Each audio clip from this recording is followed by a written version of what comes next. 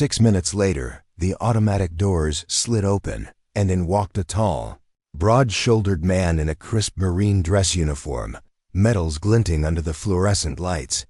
Then another, and another, until 14 former Marines from Walter's long-ago unit stood at attention, forming an honor corridor that silenced every mocking voice in the room. Before we jump back in, tell us where you're tuning in from, and if this story touches you, make sure you're subscribed, because tomorrow, I've saved something extra special for you. Walter Jenkins had survived Iwo Jima, 3 bullet wounds, and nearly a century of life's hardships. Today, at 96, he found himself facing a different kind of battle, one against dismissal, disrespect, and the casual cruelty of those who had never known sacrifice. The journey that had brought him to this small Veterans Affairs hospital in Millbrook, Connecticut began 3 days earlier with a phone call that awakened memories he'd carried silently for 78 years. His modest apartment in the Sunrise Senior Living Community was a testament to a life of service rather than acquisition. Photographs of young men in Marine uniforms, boys really, their faces still soft with youth, despite their attempts at wartime stoicism, lined his bookshelf. Military medals, carefully preserved in shadow boxes, hung on the wall beside pictures of his late wife Eleanor and their 3 children. A folded American flag rested in a triangular display case, a remnant from Eleanor's funeral 5 years prior. The apartment was clean but Spartan, reflecting Walter's lifelong belief that a man needed little beyond his honor, his memories, and perhaps a comfortable chair in which to read. At 96, Walter remained remarkably independent. His back was bent with age, his steps measured and supported by a polished wooden cane, but his mind remained clear as crystal, his memory for dates and faces unfaded by time's passage. The phone call had come from Dr. Marianne Chun, a research physician at the VA hospital. "Mr. Jenkins," she had said, her voice carrying the careful deference she reserved for veterans of his generation, "we've been reviewing some of the medical records from the Pacific Theater, specifically Iwo Jima survivors, and your case is particularly significant for our research on long-term trauma recovery." Walter had listened quietly as Dr. Chun explained their study of resilience patterns in combat veterans. "Your medical history shows multiple injuries, including shrapnel wounds that still contain metal fragments. We've developed a new non-invasive imaging technique that could provide valuable insights. Would you be willing to participate in our study?" For Walter, any opportunity to contribute to helping younger veterans was reason enough to endure the discomfort of medical examinations. "Of course, doctor," he had replied. "Just tell me when to be there." The appointment had been set for 10 a.m. on Thursday, April 15, 2025. Walter had risen early that morning, carefully selecting his best button-down shirt and pressed slacks. From the back of his closet, he retrieved a weathered leather case. Inside, nestled in faded velvet, lay his military decorations, the Purple Heart with 2 oak leaf clusters, the Silver Star, and several campaign medals from the Pacific. Walter rarely wore his medals now. They belonged to another lifetime, to a younger version of himself who had stormed black sand beaches and witnessed horrors that no human should endure. But today felt different. Dr. Chun had mentioned that several medical students would be observing the procedure as part of their training in veteran care. Perhaps, Walter thought, seeing these tangible symbols of sacrifice might help them understand the men and women they would treat. With arthritic fingers, he carefully pinned the medals to his jacket lapel, positioning the Purple Heart precisely where it had been placed on his hospital gown by a grim-faced general 78 years earlier. He combed his thin white hair, noting with a small smile that he still had more than many men his age. Eleanor would have approved of his appearance. The journey to the VA hospital had been arduous. Walter's neighborhood wasn't served by public transportation, and his advanced age made driving unwise. His neighbor, Mrs. Paulson, had offered to drive him, but her daughter had gone into early labor that morning, After several phone calls, Walter had arranged for a rideshare service, an extravagance on his fixed income, but necessary. The driver, a young woman named Aisha, had been surprisingly attentive, helping him into the car and securing his cane. My grandfather was in Desert Storm, she'd told him. He always says veterans don't ask for much, just a little respect and remembrance. The ride had been pleasant, with Aisha carefully avoiding potholes and taking the turns gently to accommodate her elderly passenger. The Millbrook VA Medical Center was a sprawling complex of interconnected buildings, some dating back to the post-World War II era, others gleaming with modern glass and steel. Aisha had dropped Walter at the entrance to the research wing, a newer addition with automatic doors and a spacious lobby. "Good luck in there, sir," she'd said with genuine warmth. "I hope whatever they're doing helps other vets." Walter had entered the building with measured steps, his cane tapping a steady rhythm on the polished floor. The lobby was crowded with veterans of various ages, graying Vietnam veterans in their 70s, middle-aged Gulf War veterans, and younger men and women bearing the invisible wounds of more recent conflicts. All of them waiting, many with the resigned patience that veterans develop through years of navigating bureaucratic systems, designed more for efficiency than compassion. The reception desk was staffed by a harried-looking woman in her 40s, her attention divided between her computer screen and the ringing phone. Walter approached slowly, standing at a respectful distance until she acknowledged him with a distracted glance. "I have an appointment with Dr. Chen," he said, his voice carrying the slight rasp of age but still clear. "Walter Jenkins, 10 a.m. The receptionist, her name tag read Patricia, nodded briskly. "ID and VA card, please." Walter carefully extracted his wallet, removing his driver's license and VA identification card. Patricia scanned them, quickly typed something into her computer, and frowned. "Preparing and narrating this story took us a lot of time, so if you are enjoying it, subscribe to our channel, it means a lot to us. Now back to the story. You're not showing up in the system," she said, her tone suggesting this was somehow his fault rather than a clerical error. "Are you sure your appointment is today?" Walter nodded, reaching into his pocket for the appointment card Dr. Chen's office had mailed him. "April 15th, 10 a.m., Research Wing, Dr. Marianne Chen," he read aloud. Patricia sighed, the sound of someone dealing with an inconvenience rather than a person. "Let me call up to her office. Please take a seat in the waiting area. I'll call you when I sort this out." The waiting area was nearly full. Walter scanned the room, looking for an empty seat preferably near a wall where he could rest his back. He spotted one between a middle-aged man absorbed in his smartphone and a young veteran with a prosthetic leg who was leafing through a dog-eared magazine. Walter made his way slowly toward the seat, careful not to bump anyone with his cane. As he navigated the narrow path between chairs, a group of 3 young men entered the lobby. They wore civilian clothes, but Walter recognized the military bearing in their posture, the alertness in their eyes that never quite faded after combat deployment. Recent veterans, he guessed, probably in their late 20s or early 30s. One of them, a tall man with close-cropped hair and a sleeve of tattoos visible beneath his t-shirt, glanced at Walter and nudged his companion. "Check out Grandpa's hardware," he said, his voice carrying across the quiet room. Walter pretended not to hear. He'd encountered this before, the generational disconnect, the assumption that an elderly veteran was somehow less legitimate, less relevant. He continued toward the empty seat, focusing on maintaining his balance. "Hey, old-timer," called the same young man louder now. "That's some collection you've got there." "The Purple Heart for real?" Walter paused, turning slightly toward the speaker. "Yes, son. Iwo Jima, 1945. He kept his voice neutral, factual. No need for confrontation. The young man smirked, exchanging glances with his friends. "Iwo Jima? That's the one with the flag, right?" "Like in the statue," Walter nodded patiently. That's right.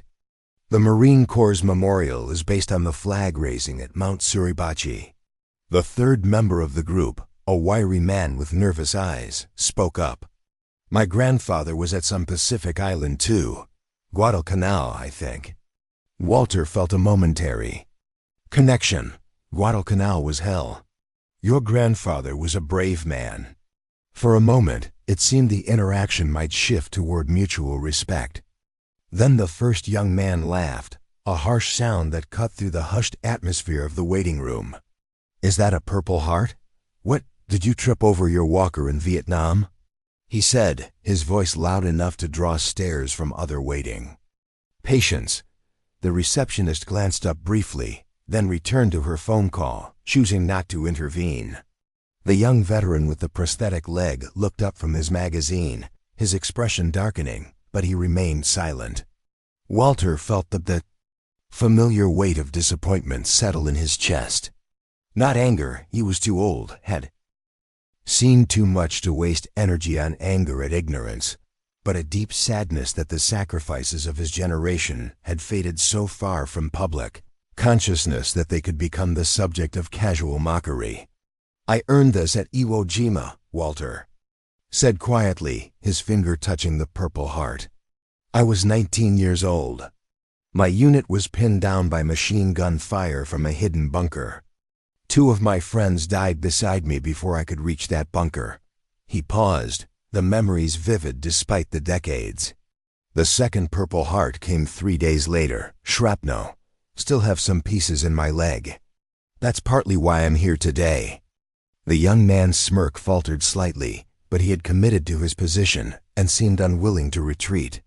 Sure, Gramps, we've all seen the movies. His friend, the one who had mentioned Guadalcanal, looked uncomfortable now. Come on. Mike, leave him alone. My grandfather.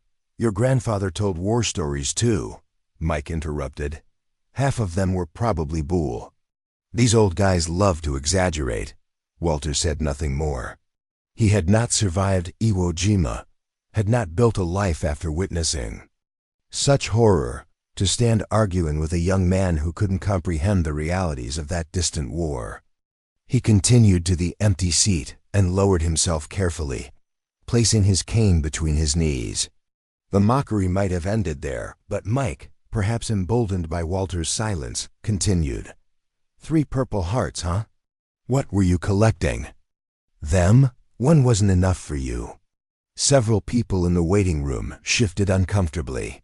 The veteran with the prosthetic leg closed his magazine with deliberate slowness, his jaw tightening. But before he could speak, another voice cut through the tension. Female, authoritative, and coldly furious. That will be quite enough. The voice belonged to a woman in her 50s wearing a white lab coat over a naval uniform. Her name badge identified her as Captain Dr. Sophia Wilson, Chief of Veteran Mental Health Services. Her expression was one of controlled outrage. This is a place of healing and respect, she continued, addressing Mike directly. If you cannot conduct yourself accordingly, you will be escorted from the premises immediately. Mike's posture changed instantly, military training asserting itself in the presence of a superior officer. Yes, ma'am, he muttered, his eyes dropping to the floor. Dr. Wilson turned to Walter, her expression softening. Mr. Jenkins? I'm Dr. Wilson. Dr. Chun asked me to come find you. There was a scheduling mix-up. She's waiting for you upstairs. Walter nodded gratefully, beginning the process of rising from his chair. Dr. Wilson stepped forward to offer her arm, but Walter managed on his own, his pride still intact. As Dr. Wilson guided Walter toward the elevator, she spoke quietly. I apologize for what happened, Mr. Jenkins. Some of our younger veterans, they're still working through their own traumas. It doesn't excuse the behavior, but I hope you can understand. Walter nodded. War changes everyone, Doctor. Some more visibly than others. The elevator doors opened, revealing a quieter, more clinical floor dedicated to research. Dr. Chun, a petite woman in her early 40s with intelligent eyes behind Fashionable glasses waited near the elevator bank. "Mr. Jenkins, I'm so sorry about the confusion," she said, stepping forward to greet him. "Our appointment system had a glitch, and your record was temporarily misplaced. Captain Wilson was kind enough to help locate you." Dr. Wilson's expression remained troubled. "Marianne, there was an incident downstairs. Mr. Jenkins was subjected to some disrespectful behavior from a younger veteran." Dr. Chun's face darkened with concern. "Mr. Jenkins, I'm terribly sorry. That's completely unacceptable." Walter waved away their concern with a weathered hand. "I've faced worse, doctor. Much worse. Shall we proceed with your research? I understand you have students waiting." Dr. Chun hesitated, then nodded. "Yes, of course. If you're sure you're comfortable." "Continuing?" Walter smiled gently. "Young lady, at my age, comfort is a relative term. I'm here to help if I can." As they walked down the corridor toward the imaging lab, Dr. Chen explained the procedure in more detail. The new imaging technique would allow them to precisely locate and analyze the metal fragments still embedded in Walter's tissues without invasive procedures. The data would help develop better treatment protocols for veterans with similar injuries. What Dr. Chun didn't mention, what Walter couldn't have known, was that news of the incident in the waiting room was already spreading through the hospital's unofficial communication channels. A text message from the veteran with the prosthetic leg to his former platoon leader. A phone call from Dr. Wilson to an old friend who ran the local VFW chapter. An email from a nurse who had overheard everything to her husband, a retired Marine Corps sergeant major, in a town like Millbrook, with its significant veteran population and strong military connections. Such disrespect toward a Purple Heart recipient, especially one from the rapidly dwindling ranks of World War II veterans, was not something that would go unaddressed. The imaging procedure took longer than expected. Walter lay still on the scanning table, his body illuminated by sophisticated machinery that mapped the foreign objects that had resided within his flesh since that bloody day on Iwo Jima. A group of earnest young medical residents observed with respectful attention, occasionally asking questions about the technology or the patterns they were seeing on the monitors. One student, a young woman with keen eyes and a thoughtful expression, approached Walter after the procedure as he was resting in a recovery chair. "Mr. Jenkins," she said hesitantly, "I just wanted to thank you, not just for participating in the study, but for your service. My great-grandfather was at Okinawa. He never talked about it, but my grandmother said it changed him forever." Walter nodded, understanding perfectly. "War stays with you, young lady. The challenge is not letting it define you. The fragments in your leg," she continued, "they've been there for 78 years. Do they still cause you pain?" Walter considered the question.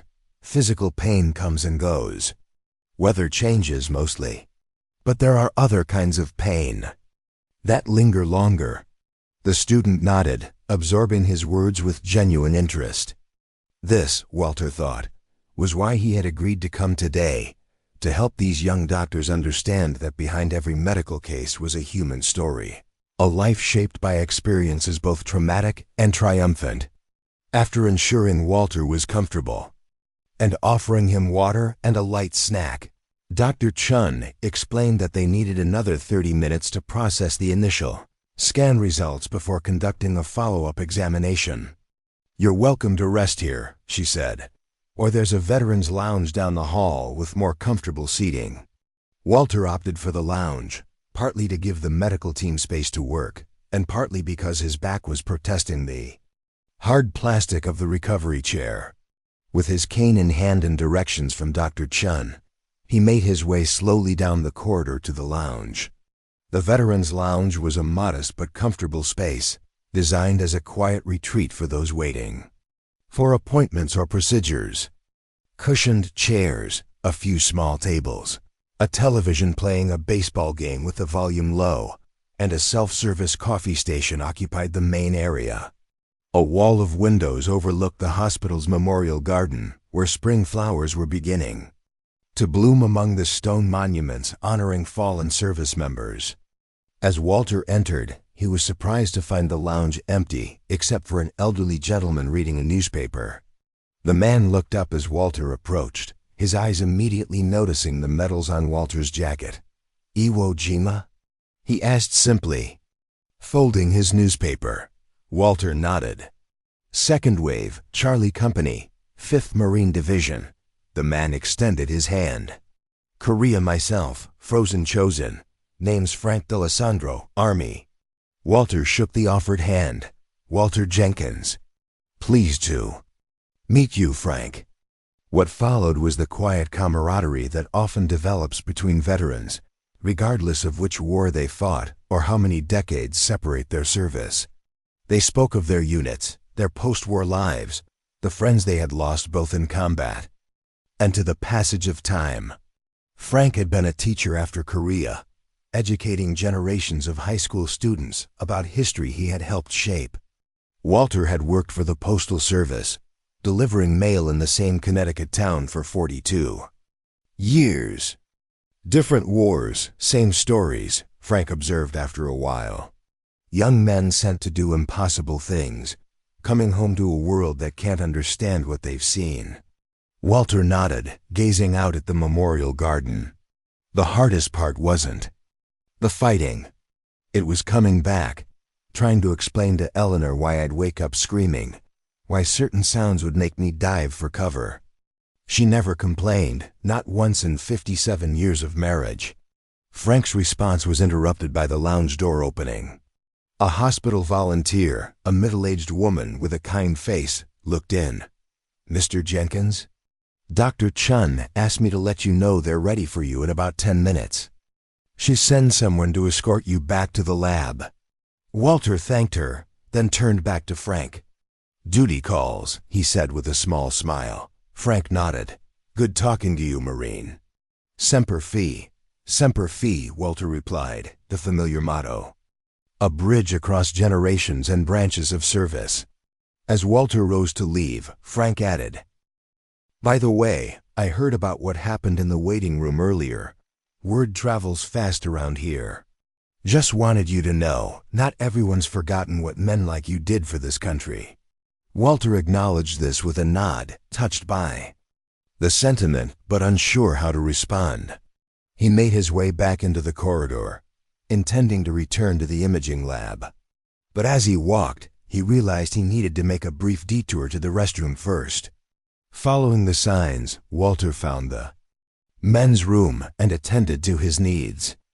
As he washed his hands, he caught his reflection in the mirror, an old man with time-worn features, white hair carefully combed, medals gleaming against his dark jacket. For a moment, he saw a flicker of his younger self, the 19-year-old Marine with a determined set to his jaw and haunted eyes that had seen too much death. "You made it, kid," he murmured to that ghostly reflection. 78 years. Who would have thought?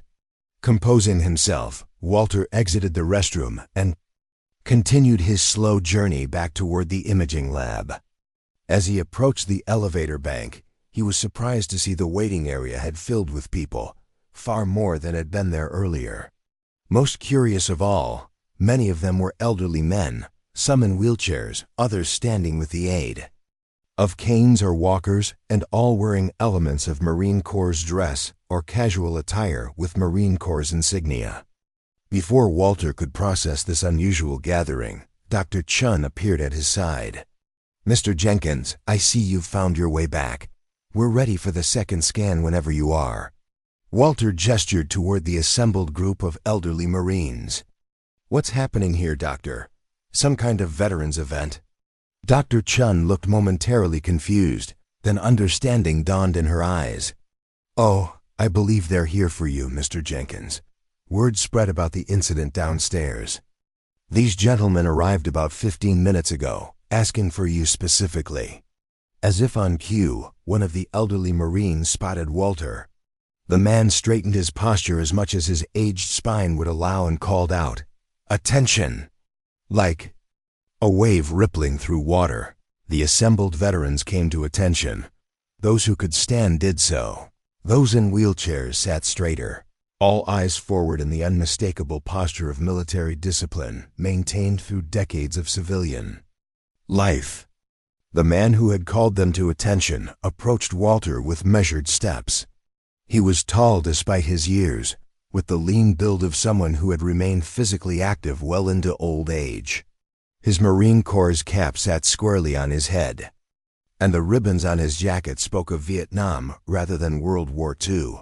"Staff Sergeant Walter Jenkins?" he asked formally. Walter, momentarily transported back to his military days, found himself responding with equal formality. "Yes, Sergeant." The man saluted crisply. "Master Gunnery Sergeant James Monroe, retired, sir. 3rd Battalion, 5th Marines. The men and I heard what happened in the waiting room this morning. We're here to escort you properly for the remainder of your appointment." Walter returned the salute, his old training asserting itself automatically. "I appreciate the gesture, Gunny, but it's not necessary. Just a misunderstanding with some young fellows. With all due respect, Staff Sergeant Jenkins, it is absolutely necessary. Marines take care of their own. Always have, always will." From behind Monroe, another elderly Marine in a wheelchair rolled forward. "Heck, Walter, let us old-timers have this moment. Not many chances left for us to stand up for something that matters." Walter recognized the man in the wheelchair, Harold Doc Simmons, a former combat medic who had served in Korea. They had met at various veterans events over the years, forming the loose bond that exists between men who have faced combat, even in different wars. "Doc," Walter acknowledged with a nod. "Good to see you, though I'm surprised you came all this way." Doc grinned, his weathered face creasing with humor. "Happened to be here for my monthly checkup when I heard some loudmouth was disrespecting an Iwo survivor. Figured I'd stick around to see justice served." As Walter glanced around at the assembled veterans, he noticed they formed a loose semicircle, almost a formation. All were elderly, the youngest probably in their 70s, Vietnam-era veterans, but there was a fierce dignity in their posture, a shared understanding of sacrifice that transcended the decades separating their service. "We heard what happened," Monroe continued, his voice lower now. "That young man, the one who mocked your Purple Heart, he needs a lesson in respect.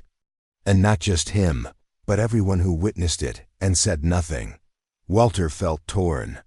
On one hand, he had spent a lifetime avoiding confrontation, believing that quiet dignity spoke louder than any show of force.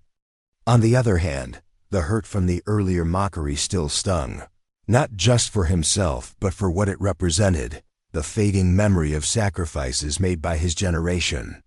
Before he could respond, the elevator doors opened, and Dr. Wilson stepped out, her expression shifting from professional neutrality to surprise as she took in the gathering of elderly Marines. "Gentlemen," she said, looking from face to face, "this is unexpected." Monroe turned to her, executing a small but respectful bow. "Captain Wilson, we're here to escort Staff Sergeant Jenkins for the remainder of his appointment." "A matter of honor, ma'am." Dr. Wilson's lips twitched, almost forming a smile before her professional demeanor reasserted itself. "I see. Well, I was actually coming to find Mr. Jenkins. There's been an interesting development downstairs." Walter raised an eyebrow. "Development?" Dr. Wilson hesitated, choosing her words carefully. "The young man who was disrespectful earlier, Michael Torres, is currently in my office. His commanding officer is with him. They've requested an opportunity to speak with you, if you're willing." A murmur ran through the assembled veterans. Monroe's expression darkened. "With all due respect, Captain, Staff Sergeant Jenkins doesn't need to subject himself to any more disrespect today." Walter held up a hand, silencing the murmurs. "Who is his commanding officer?" "Lieutenant Colonel David Ramirez, Marine Corps. He was already scheduled to visit our PTSD program today. when he heard about the incident involving one of his men. Dr. Wilson explained. He's quite insistent on addressing this personally. Walter considered this information carefully. A lieutenant colonel taking personal interest in a case of disrespect by a junior Marine spoke volumes. This wasn't just about one old man's hurt feelings. This was about Marine Corps' values, about the unbroken line that connected Walter's generation to today's fighting forces. I'll speak with them, Walter decided, his voice firm. But I'd like Gunnery Sergeant Monroe to accompany me, if that's acceptable. Dr. Wilson nodded. Of course. Dr. Chun has agreed to postpone your second scan. She understands this takes precedence. As Walter and Monroe followed Dr. Wilson back to the elevator, the remaining veterans formed up in two lines, creating an impromptu corridor of honor. Doc Simmons raised his hand in a salute that Walter returned, feeling a lump form in his throat. At this unexpected show of solidarity, the elevator descended in silence, each occupant lost in their thoughts. When the doors opened on the main floor, Walter was surprised to see the atmosphere had changed dramatically. The earlier chaotic noise of the waiting room had been replaced by an unusual hush. Staff moved with deliberate quietness, and patients sat with unexpected stillness, as if the entire floor was holding its breath in anticipation. Dr. Wilson led them down a corridor to a door marked Chief of Mental Health Services. She knocked once, then opened the door without waiting for a response. The office beyond was spacious but utilitarian. A desk, several chairs, bookshelves lined with medical texts, and walls adorned with military commendations and medical degrees. Standing by the window was a tall, imposing figure in Marine Corps dress uniform, Lieutenant Colonel Ramirez, Walter presumed. Seated in a chair, looking distinctly uncomfortable, was the young man who had mocked Walter earlier, now identified as Michael Torres. Torres was no longer projecting the cocky confidence he had displayed in the waiting room. His posture was rigid, his eyes fixed on the floor, his expression a mixture of embarrassment and apprehension. He wore civilian clothes, jeans, and a button-down shirt, but his military bearing was evident even in his discomfort. Lieutenant Colonel Ramirez turned as they entered, his expression grave but controlled. He was in his mid-40s, with close-cropped dark hair showing touches of gray at the temples and the trim physique of a career officer who maintained combat readiness. His uniform was impeccable, decorations indicating multiple combat deployments. To Iraq and Afghanistan. Staff Sergeant Jenkins, Ramirez said, stepping forward and executing a perfect salute. Lieutenant Colonel David Ramirez, 2nd Battalion, 8th Marines. Thank you for agreeing to this meeting. Walter returned the salute with the precision ingrained by decades-old training. Lieutenant Colonel. This is Master Gunnery Sergeant Monroe. Retired, Ramirez exchanged salutes with Monroe, then gestured to the young man in the chair. This is Lance Corporal Michael Torres, currently assigned to my battalion. He has something he wishes to say to you. Torres rose to his feet, his movements stiff with tension. He was younger than Walter had initially thought, perhaps only 22 or 23. Now standing at attention, he looked even younger, a boy playing at being a man, the weight of his mistake evident in his rigid posture. Staff Sergeant Jenkins, Torres began, his voice tight. I wish to apologize for my disgraceful behavior. Earlier today, my comments were disrespectful, inappropriate, and unbecoming of a United States Marine. I have no excuse for my actions. The words were formal, clearly rehearsed, possibly dictated by his commanding officer. But Walter had spent a lifetime reading men's faces, first in combat where such readings could mean the difference between life and death, then in the quieter battles of civilian life. He saw genuine remorse beneath Torres's rigid expression, mixed with fear and confusion. At ease, son, Walter said quietly. Why don't you tell me what was really going through your mind? Torres's eyes flickered uncertainly to his commanding officer. Ramirez gave an almost imperceptible nod.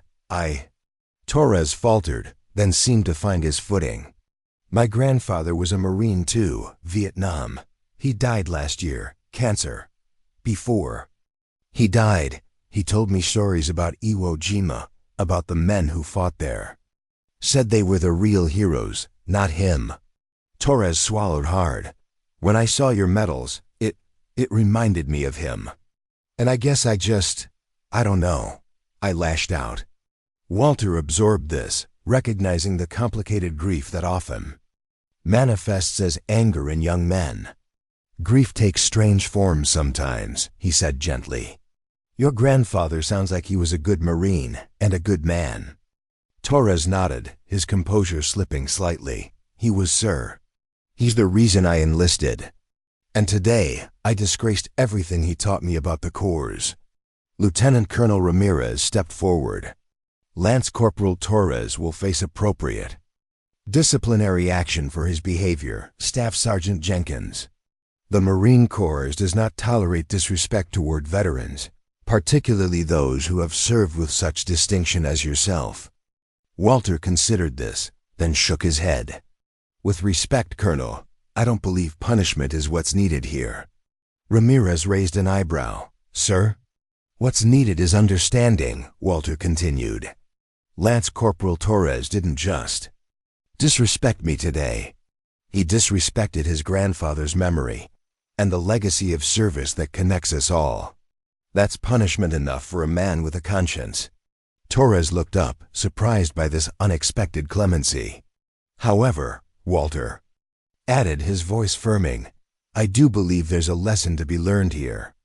About respect, about history, about what it means to wear those dress blues you've earned. Monroe, who had been silent until now, spoke up. If I might suggest, Colonel, perhaps Lance Corporal Torres could benefit from some additional education about Iwo Jima and the men who fought there. Ramirez nodded slowly, understanding dawning in his eyes. I believe you're right, Gunnery Sergeant. In fact, I think Lance Corporal Torres could learn a great deal from spending time with veterans of that era. He turned to Torres. Starting today, you are hereby assigned to escort duty for Staff Sergeant Jenkins for the remainder of his appointment, and to provide whatever assistance he requires during his stay in Millbrook. Torres straightened. Yes, sir. Dr. Wilson, who had been observing this exchange with professional interest, cleared her throat.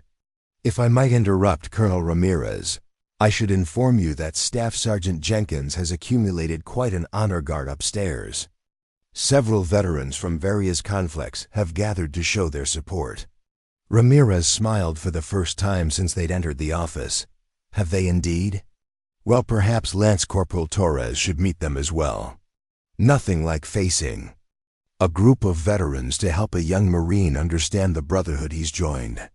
Walter caught a flicker of apprehension in Torres's eyes.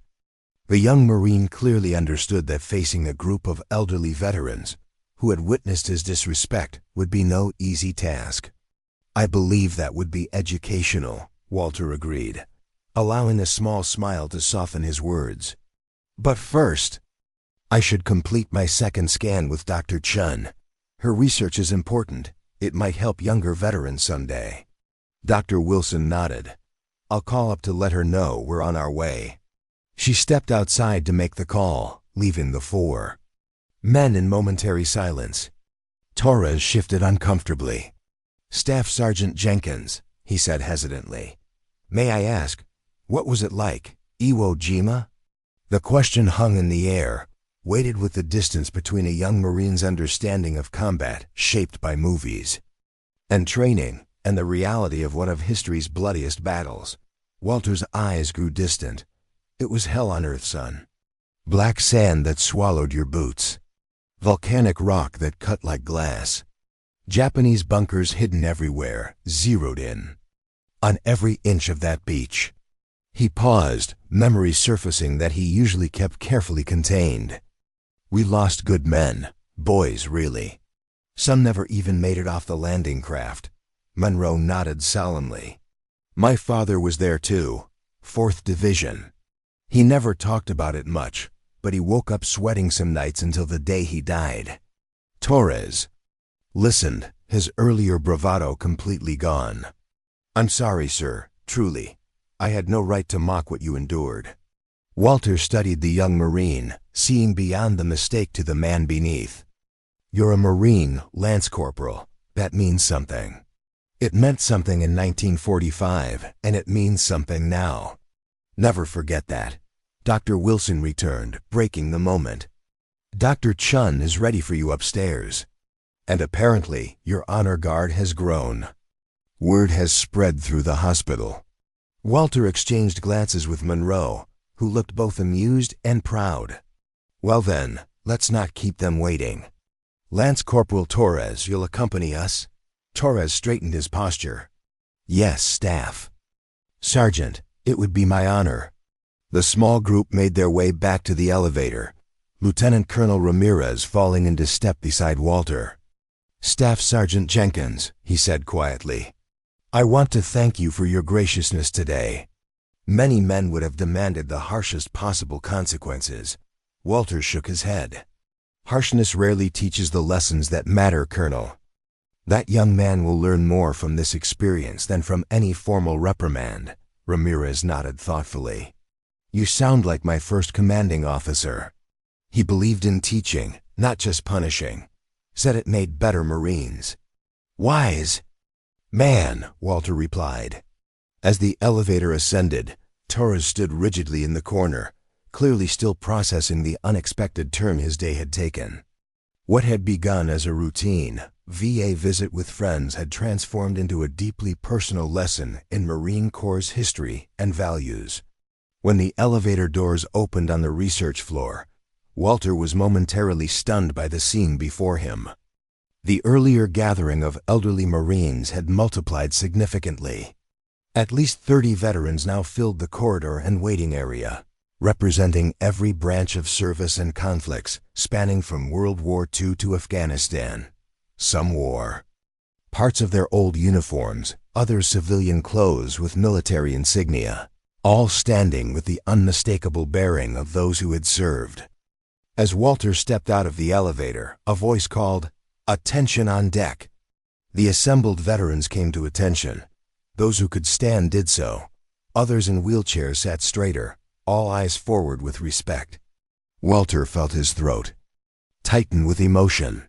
Behind him, he heard Torres's sharp intake of breath, the young Marine clearly affected by this display of intergenerational solidarity.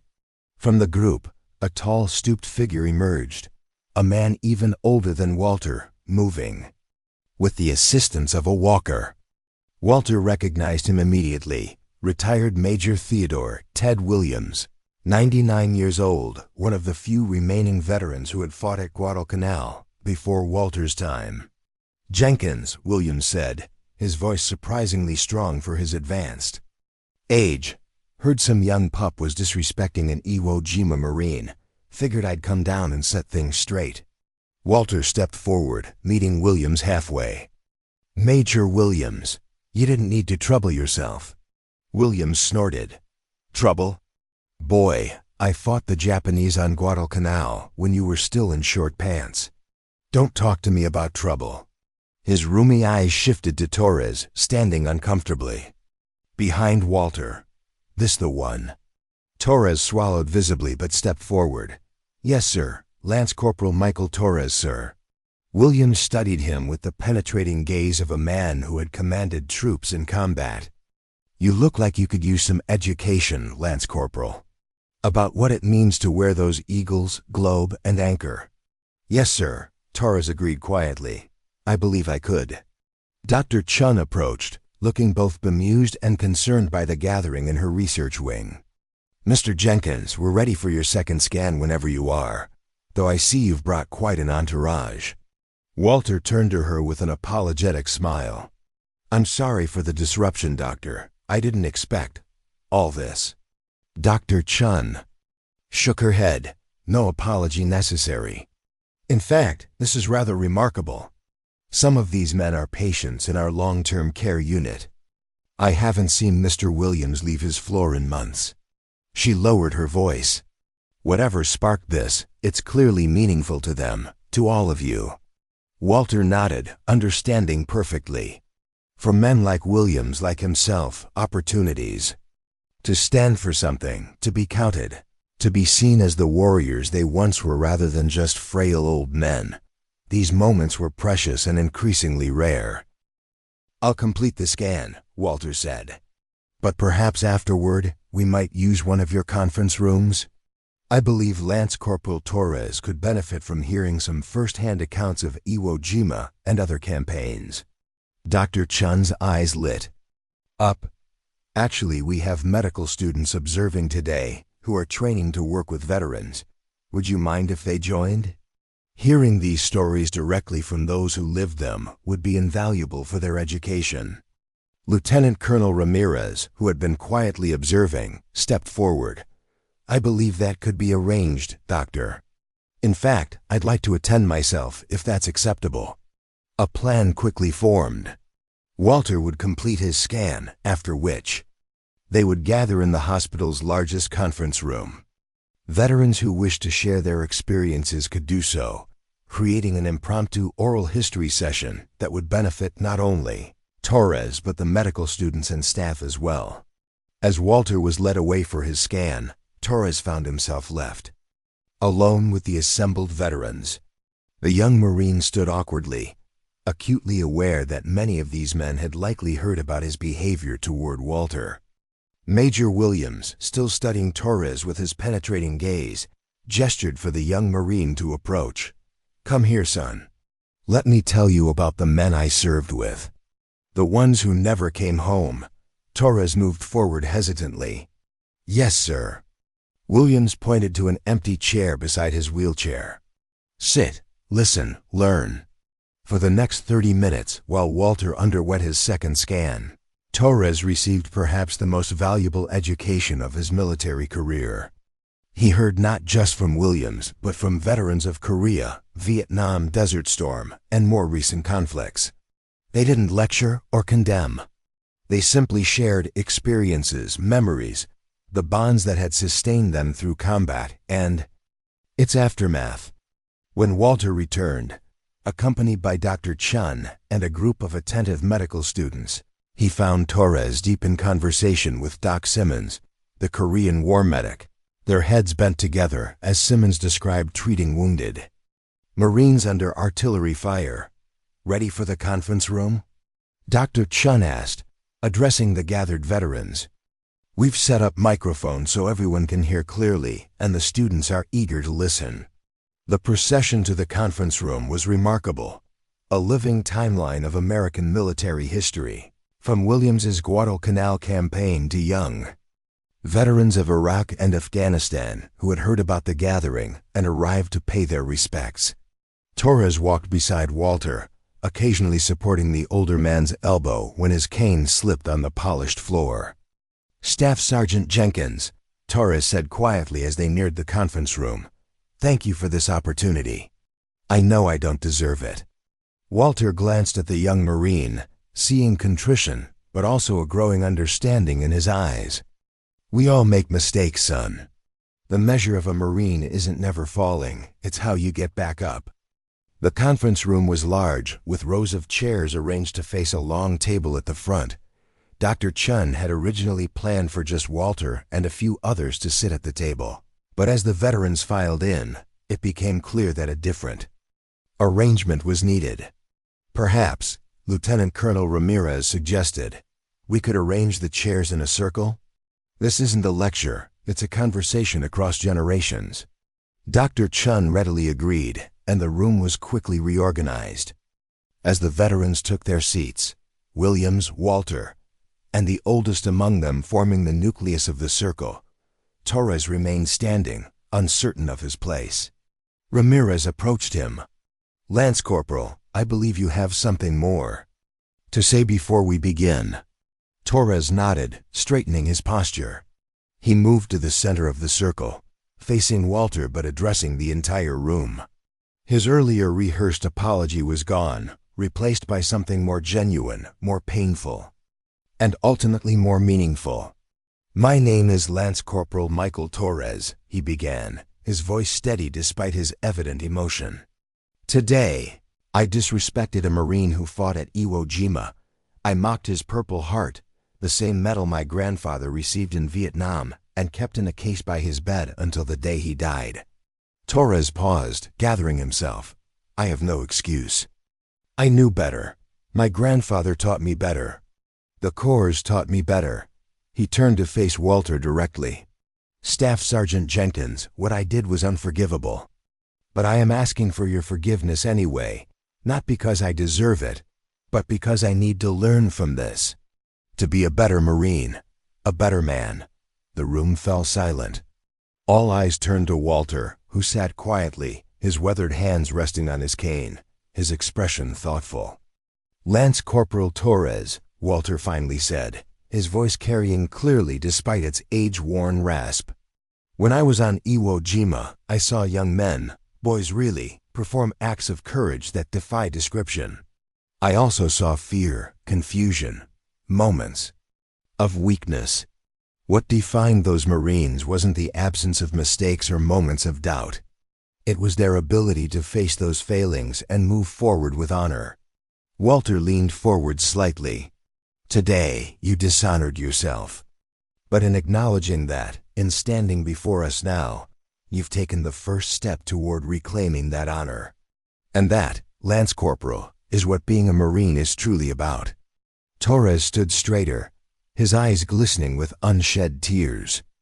Thank you, Staff Sergeant.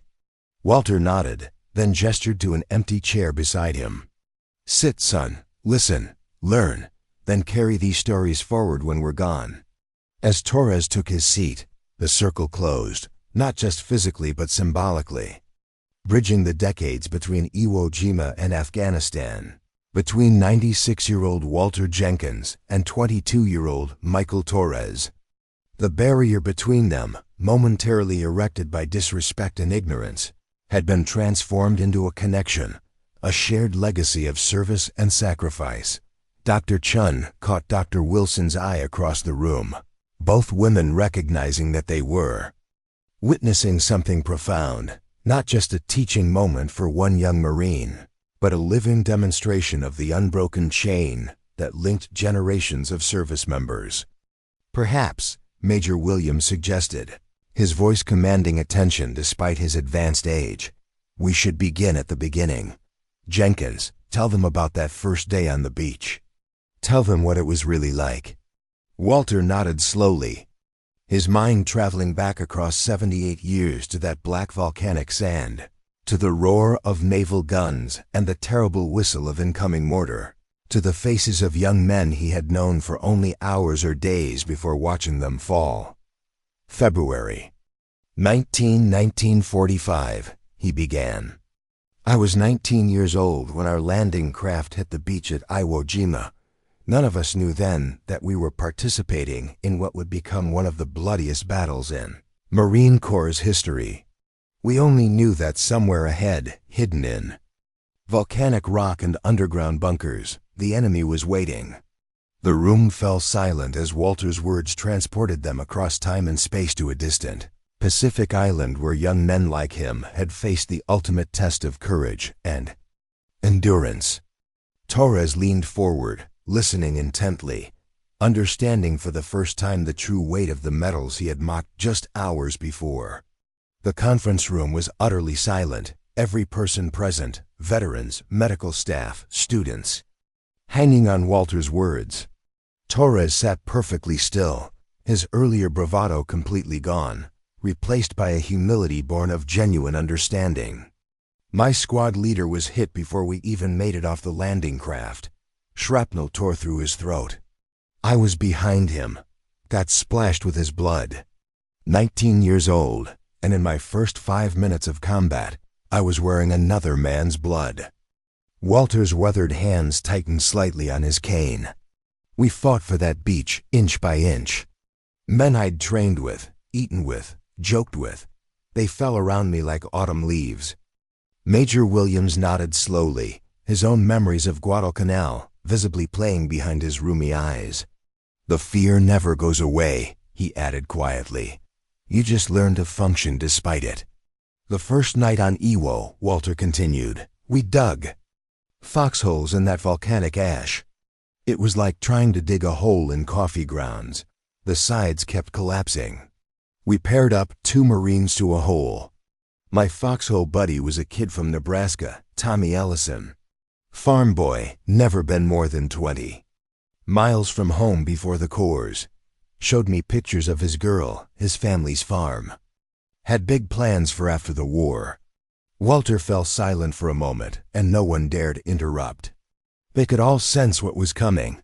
Dawn broke, and Tommy didn't. Took a sniper round sometime in the night. Never made a sound.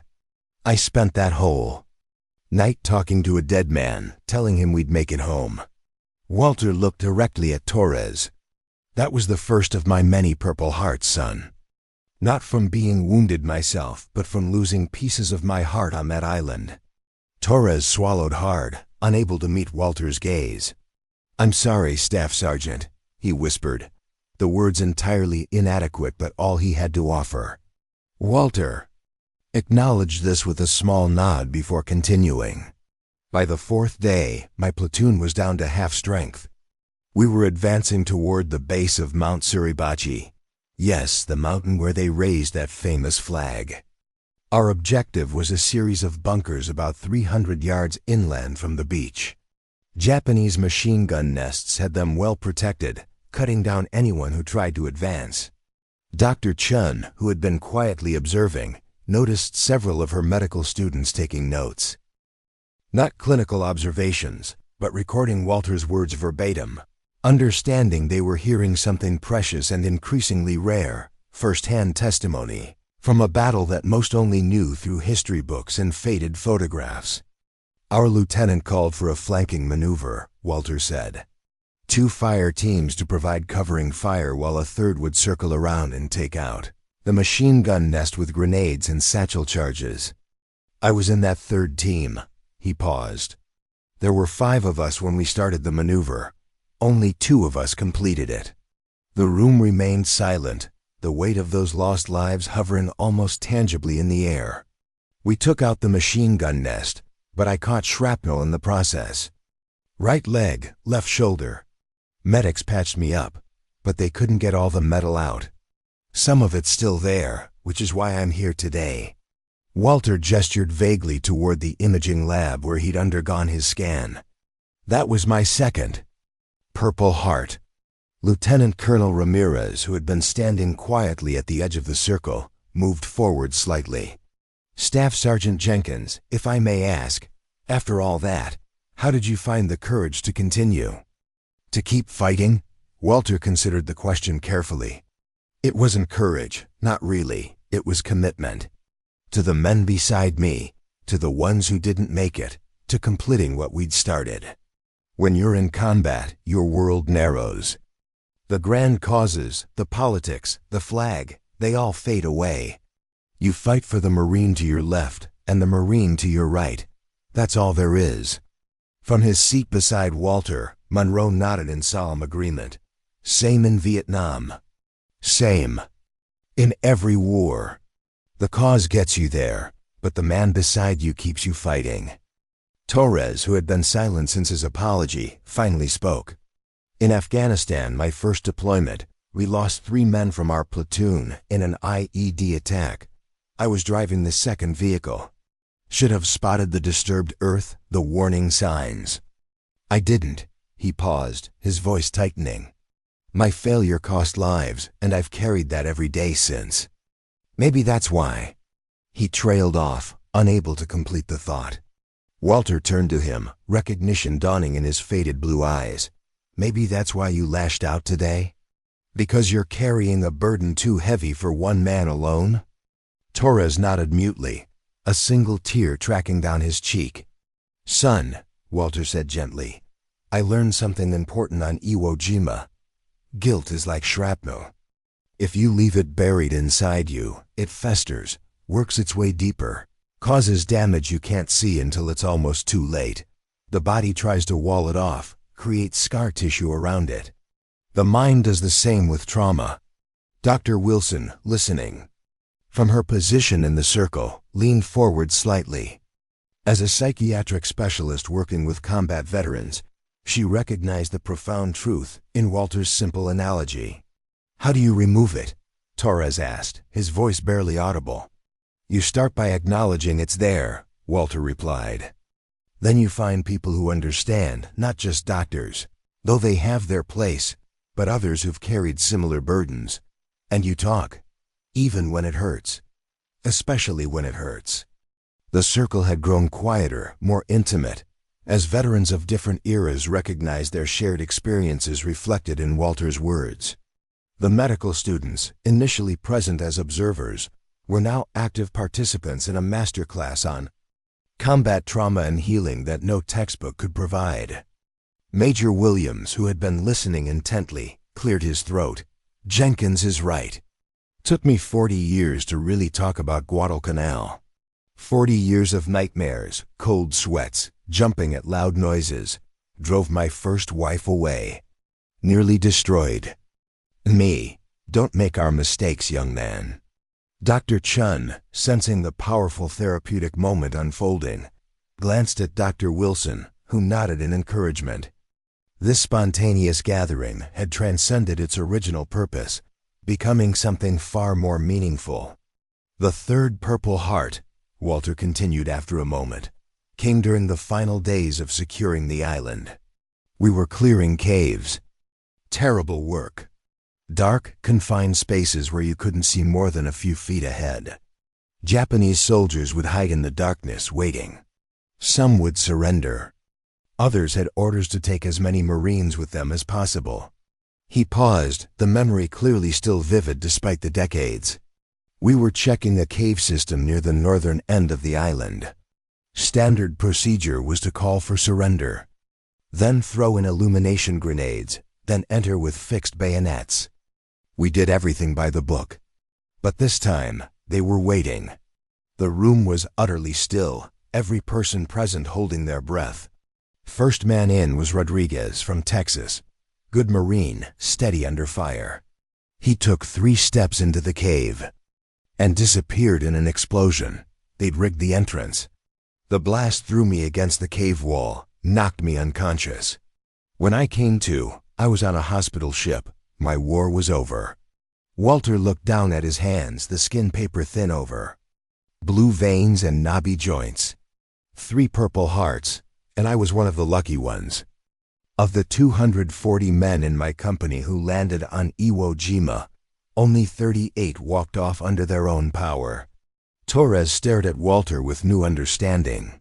The medals he had mocked were not merely decorations, but markers of profound sacrifice, physical and psychological wounds carried for a lifetime. "When I returned home," Walter continued, "people wanted to call us heroes, wanted parades and speeches. Most of us just wanted quiet, wanted to try to rebuild lives around the holes left by what we'd seen, what we'd done, who we'd lost." He shook his head slowly. "The real heroes never came home. They're still there, on that black sand." Dr. Chun, noticing Walter's fatigue, stepped forward. "Perhaps we should take a short break. Staff Sergeant Jenkins has been very generous with his time and energy." Walter waved away her concern. "I'm fine, Doctor. At my age, rest is for what comes after." This drew a quiet chuckle from the older veterans in the room. "Besides, there's more to this story than just the fighting.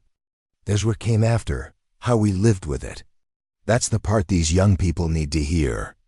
Dr. Chun nodded, respecting his wishes but moving to ensure a pitcher of water and glasses were placed within easy reach. A young nurse discreetly brought Walter a small pill cup with his prescribed medication, which he took without interrupting his narrative. "Coming home was harder than any of us expected," Walter continued. "We'd been through hell together, formed bonds deeper than family. Then suddenly we were scattered across the country, expected to return to civilian life as if nothing had changed. But everything had changed, most of all ourselves." Monroe nodded in understanding. "Same after Vietnam. Except we came home to a country that didn't want to acknowledge our service. At least your generation had parades." Walter considered this. "The parades didn't help much, Gunny. The cheering crowds couldn't understand what we'd seen. Couldn't. comprehend the cost. The nightmare still came. The memories still ambushed us in quiet moments. A Vietnam-era veteran in his 70s spoke up from across the circle. The drinking. Don't forget the drinking. That was my solution for 20 years. Nearly cost me everything. Several other veterans nodded in somber agreement, recognizing their own struggles in his words. For me, Walter admitted, it was isolation. I pushed people away. Couldn't bear their questions, their well-meaning but painful gratitude. Thank you for your service. What could I say to that? Your welcome seemed obscene after what I'd witnessed. Dr. Wilson, recognizing the therapeutic value of this exchange, gently guided the conversation. How did you eventually find healing, Staff Sergeant Jenkins? What helped you move forward? Walter's expression softened. Eleanor, my wife. She never pushed, never demanded I talk about things I wasn't ready to share. But she was there, steady as bedrock when the nightmares came. When the anniversary of Iwo Jima would send me into dark places, she'd simply sit with me, her hand on mine, anchoring me to the present. He smiled at the memory. And work helped. Structure. Purpose. I delivered mail for 42 years. Rain, snow, heat, none of it bothered me after Iwo. I knew every family on my route, watched children grow up, become parents themselves. Being part of a community, even in that small way, helped heal something broken inside me. Torres, who had been listening intently, asked, "Did you stay connected with other Marines from your unit?" "Those who survived, yes," Walter replied. We'd write letters, later make phone calls. Every 5 years, we'd try to gather for a reunion. Started with dozens, dwindled to just a handful. Last reunion, 3 years ago, it was just me and one other fellow. He passed last year. Walter's voice grew quieter. I'm the last one now. Last man standing from Charlie Company. The weight of that statement, the sole survivor of a band of brothers who had faced unimaginable horrors together, settled over the room like a heavy cloak. After a respectful silence, Lieutenant Colonel Ramirez spoke. Staff Sergeant Jenkins, your generation set a standard of courage and sacrifice that all who wear the uniform today strive to uphold. I want you to know that your legacy lives on. In every Marine who serves today, including Lance Corporal Torres. Walter nodded in acknowledgement, then turned to Torres. Your generation faces different wars, different challenges. But the essence of being a Marine hasn't changed. Honor, courage, commitment. TTS, Optimized Marine Veteran Script. These aren't just words on a recruiting poster. They're a sacred trust, passed from one generation to the next. Torres straightened in his chair. I understand that better now, Staff Sergeant. I won't forget. Dr. Chun, noticing Walter's increasing fatigue despite his determination, intervened gently. I think we should conclude for now. Staff Sergeant Jenkins still needs to complete his post-scan consultation, and I'm sure many of you have other appointments. As the group began to disperse, Torres remained seated, clearly struggling with something he wanted to say. Walter, perceptive despite his age, noticed the young Marine's hesitation. Something on your mind, Lance Corporal? Torres nodded. Staff Sergeant, I know I have no right to ask anything of you, but would you allow me to stay with you for your remaining appointments today? And perhaps I could drive you home afterward? It would be an honor to continue learning from you. Walter considered the request. The young man's earlier mockery seemed a lifetime ago, transformed by the powerful exchange of experiences they had shared. I'd appreciate the company, son. And I imagine you have some stories of your own to share. Lieutenant Colonel Ramirez, overhearing this exchange, approached. With your permission, Staff Sergeant, I'd like to make this official. Lance Corporal Torres is hereby assigned to assist you for the duration of your stay in Millbrook, and to provide transportation to your home when you're ready to leave. Consider it part of his educational development. Walter smiled, recognizing the colonel's subtle blend of discipline and mentorship. "Very good, Colonel.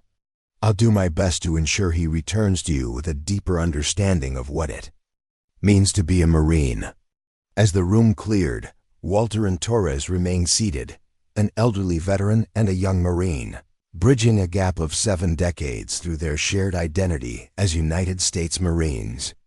Dr. Chun approached with Walter's medical file. "If you're ready, Mr. Jenkins, I'd like to review the scan results with you. The images are quite remarkable.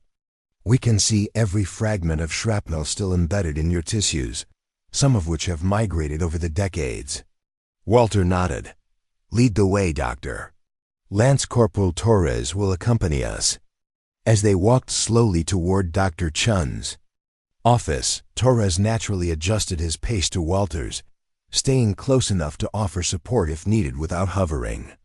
It was a small gesture, but one that spoke volumes about the transformation in the young Marine's attitude. Dr. Chun's office was modest but well-equipped, with a large monitor on one wall for displaying medical images. She helped Walter into a comfortable chair, then activated the screen, revealing detailed scans of Walter's body with dozens of bright white spots indicating metal fragments. "As you can see," Dr. Chun explained, "you've been carrying quite a bit of Iwo Jima with you all these years, Mr. Jenkins. We've identified 47 distinct metal fragments, primarily in your right leg and left shoulder, with a few smaller pieces that have migrated to other areas over time." Walter studied the images with clinical detachment. "Remarkable technology. Doctor, in my day, they used X-rays that showed shadows, not this kind of detail." "The fragments themselves are fascinating," Dr. Chun continued. "They appear to be a combination of standard Japanese ammunition components and improvised shrapnel, possibly from the cave explosion you mentioned. May I ask if they cause you pain?" Walter shrugged slightly. "Some days worse than others. Weather changes bring aches. Cold is the worst. Something about the metal contracting differently than the surrounding tissue, I suppose." Torres, standing slightly behind Walter's chair, stared at the images with a mix of awe and dismay. "You've carried those for 78 years, Staff Sergeant. Every day, son. Every step, every movement." Walter turned slightly to look at Torres. "But they're just physical reminders. The real weight is the memories, the faces of the men who didn't come home." Dr. Chun, sensing the profound moment between the two Marines, continued her clinical assessment with respectful efficiency. "The good news is that none of the fragments appear to be causing any acute medical issues. They've essentially been encapsulated by your body's natural healing processes. However, the information we've gathered will be invaluable for our research into long-term outcomes for veterans with embedded shrapnel." Walter nodded. "Glad to be of service, Doctor. If it helps the younger generation of wounded warriors, it's worth every minute of these examinations." Dr. Chun smiled warmly. "Your contribution goes far beyond these scans, Mr. Jenkins. The session you just led in our conference room was perhaps the most valuable education our medical students have received during their entire training. Textbooks can teach anatomy and pharmacology, but only lived experience can teach them how to truly care for veterans." After reviewing a few more details and scheduling a follow-up appointment in 6 months, Dr. Chun escorted Walter and Torres back to the main lobby. To their surprise, most of the veterans from the earlier gathering were still there, engaged in animated conversation with each other and with the medical staff and students. As Walter appeared, the conversations quieted, and once again, someone called "Attention on deck." The assembled veterans came to attention, this time joined by the medical students who had witnessed Walter's powerful testimony. It was a spontaneous show of respect that transcended military protocol, acknowledging not just Walter's rank or service, but the wisdom and perspective he had shared. Walter, clearly moved by this display, raised a hand in acknowledgement. "As you were, gentlemen, ladies, I think we've had enough formality for one day. As the group relaxed, Major Williams approached in his wheelchair, pushed by a young medical student who had clearly been captivated by the elderly veteran's stories. "Jenkins, a few of us are heading over to the VFW hall for lunch." "Nothing fancy, just sandwiches and coffee. Would you and your young shadow care to join us?" Walter glanced at Torres, who nodded eagerly. "We'd be honored, Major." Lieutenant Colonel Ramirez, who had been engaged in conversation with Dr. Wilson, approached. "Staff Sergeant Jenkins, before you leave, I wanted to inform you that I've spoken with my commanding officer about today's events. With your permission, we'd like to arrange a more formal gathering next month, a dinner to honor you and the other remaining World War II veterans in the area. Nothing ostentatious, just an opportunity for today's Marines to learn from your generation while we still can." Walter considered this thoughtfully. "I'm not one for ceremonies, Colonel, but if it serves a purpose beyond mere recognition, if it helps bridge the gap between generations, then I'm willing." Ramirez nodded with understanding. "That's precisely the intent, Staff Sergeant. Not to put you on display, but to create opportunities for meaningful exchange between Marines, separated by decades, but united by the same core values. In that case," Walter agreed, "I accept your invitation. On one condition." "Sir?" Walter gestured toward Torres. "That this young man be involved in the planning and execution. I believe he has a unique perspective now on the value of such intergenerational connections." Ramirez smiled. "Consider it done, Staff Sergeant. Lance Corporal Torres will be appointed to the organizing committee immediately." Torres straightened with surprise and newfound purpose. "I won't let you down, Staff Sergeant. Colonel."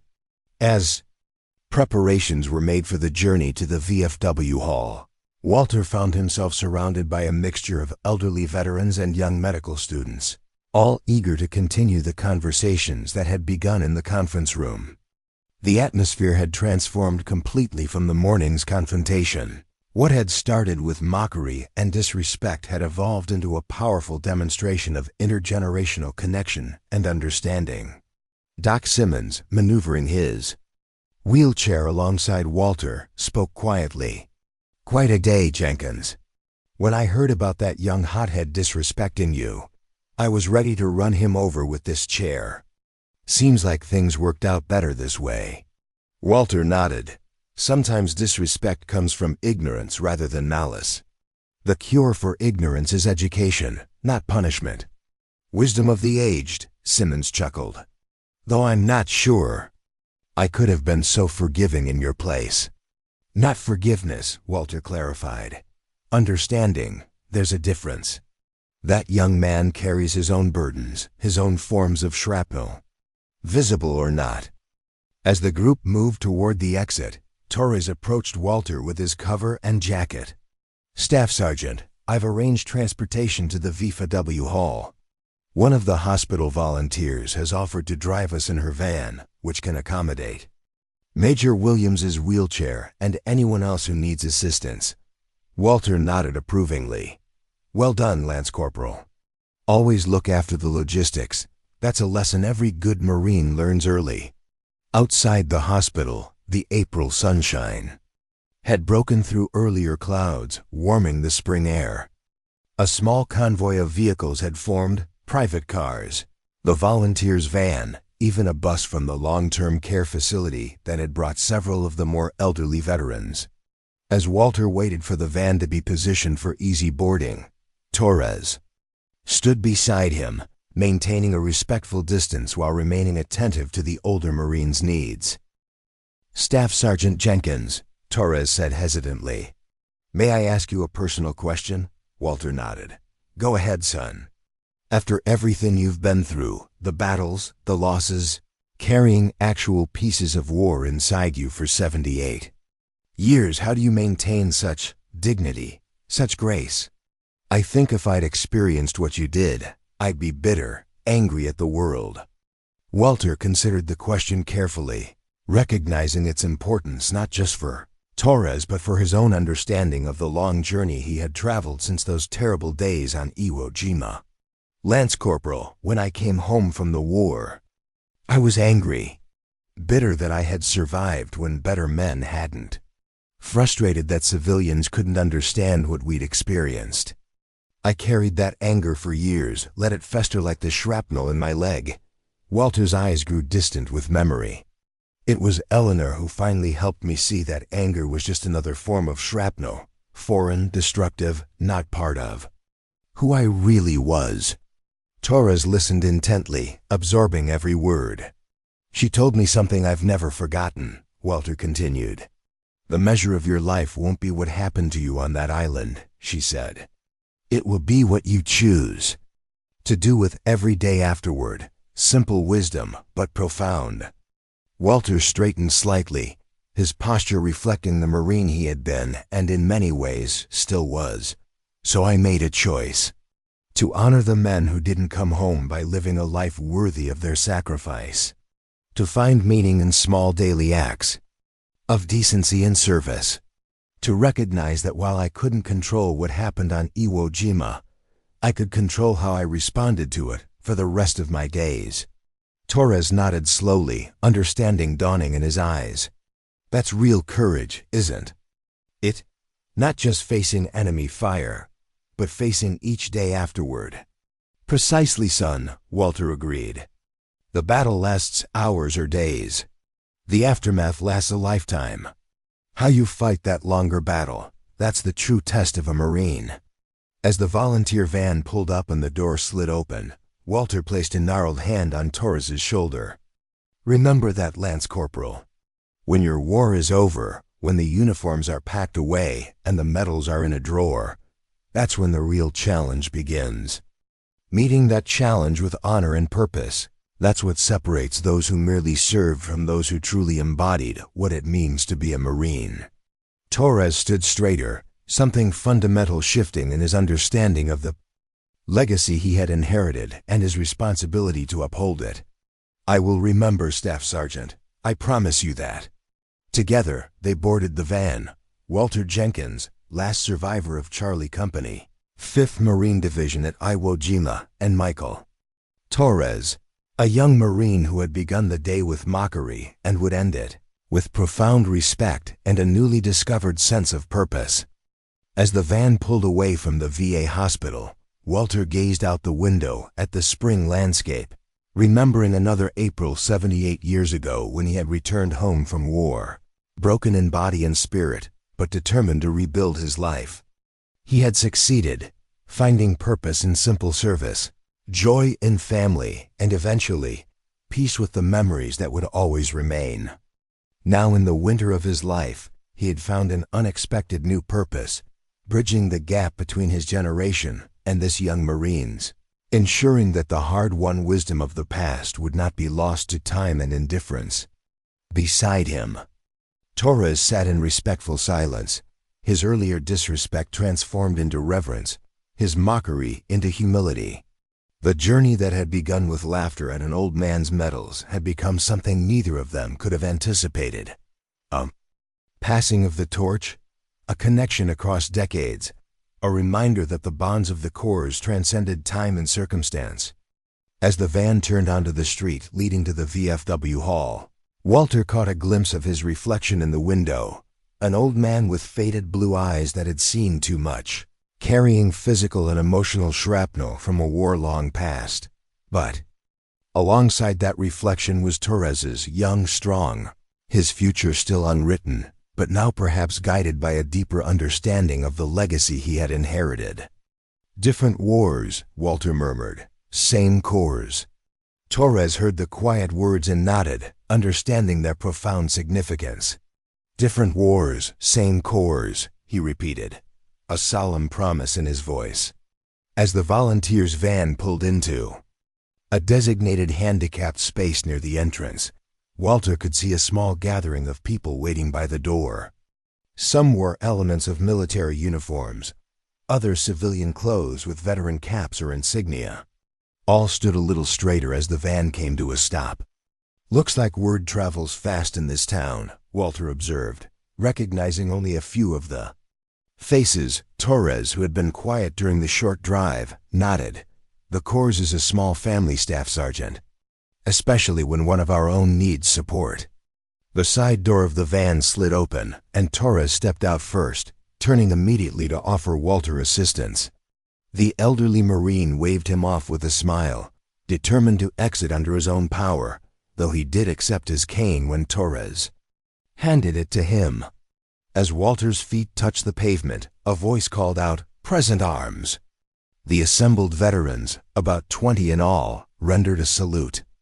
Not the casual hand-to-forehead gesture of everyday military courtesy, but the precise, formal salute reserved for moments of profound respect. Walter, momentarily taken aback, straightened his bent frame as much as his aged body would allow and returned the salute with equal precision. Torres, standing beside him, did the same. From the group stepped forward a tall, distinguished man in his 60s, wearing a VFW commander's cap. "Staff Sergeant Jenkins, I'm Commander Richard Hayes, Post 4317. We're honored to welcome you and your fellow veterans today." Walter lowered his salute. "Thank you, Commander. This is unexpected." Hayes smiled warmly. "When we heard what happened at the VA this morning, and more importantly, how you handled it, we knew we had to do something special. Marines aren't the only ones who take care of their own." As they spoke, volunteers helped Major Williams from the van, settling him into his wheelchair with practiced care. Other elderly veterans from the hospital were similarly assisted, creating a procession of living history entering the VFW hall. Inside, the main room had been transformed. What was normally a simple gathering space with a bar at one end and tables scattered throughout had been arranged into a horseshoe configuration of tables draped with white cloths. A small podium stood at the open end, flanked by the American flag and the flags of each military branch. The walls of the hall told their own story. Photographs of local veterans dating back to World War I, shadow boxes containing medals and insignia, memorial plaques honoring those who had not returned from various conflicts.